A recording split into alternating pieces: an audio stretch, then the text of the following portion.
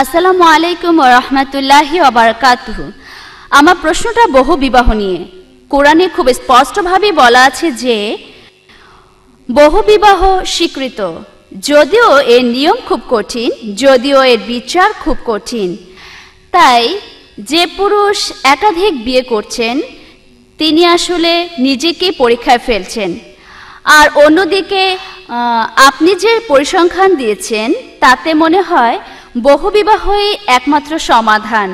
সংখ্যায় বেশি মহিলাদের জন্য মনে হয় বহুবিবাহই একমাত্র সমাধান। এখন আমার ধারণা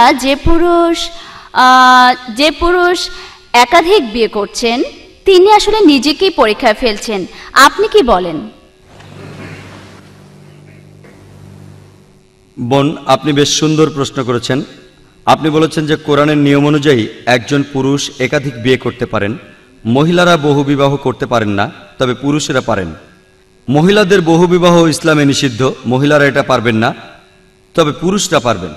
আর আপনি ঠিকই বলেছেন যে পুরুষ একাধিক বিয়ে করছে, সে আসলে নিজেকেই পরীক্ষায় ফেলছে। আর আমরা সবাই আসলে এখানে পরীক্ষা দিতে এসেছি, আল্লাহ বলেছেন।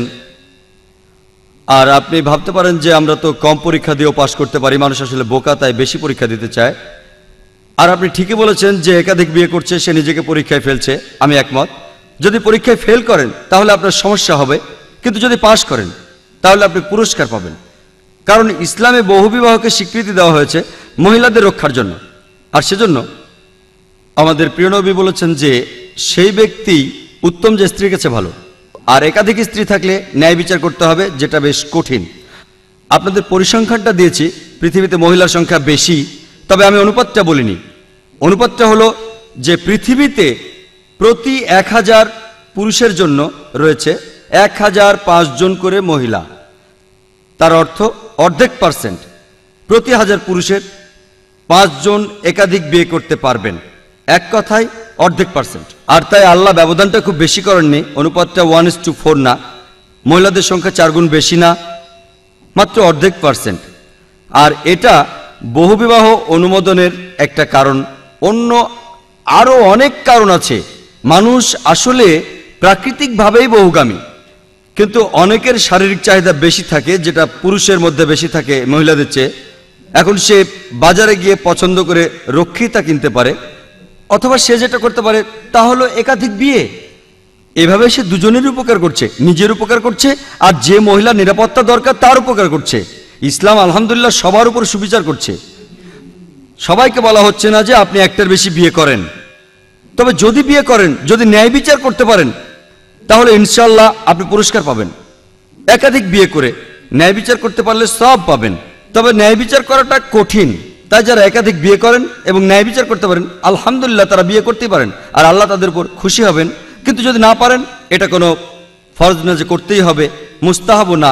যদি বিয়ে করেন এবং ন্যায় বিচার করতে পারেন, আল্লাহ আপনার উপর অবশ্যই খুশি হবেন। আশা করি উত্তর পেয়েছেন। Good evening. আমার প্রশ্নটাও বহুবিবাহের উপর।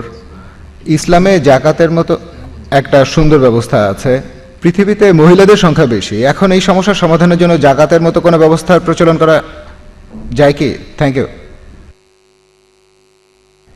ভাই, আপনি প্রশ্ন করেছেন যে ইসলামে জাকাতের মতো একটা ব্যবস্থা আছে যা দারিদ্র আর অপরাধ কমায়।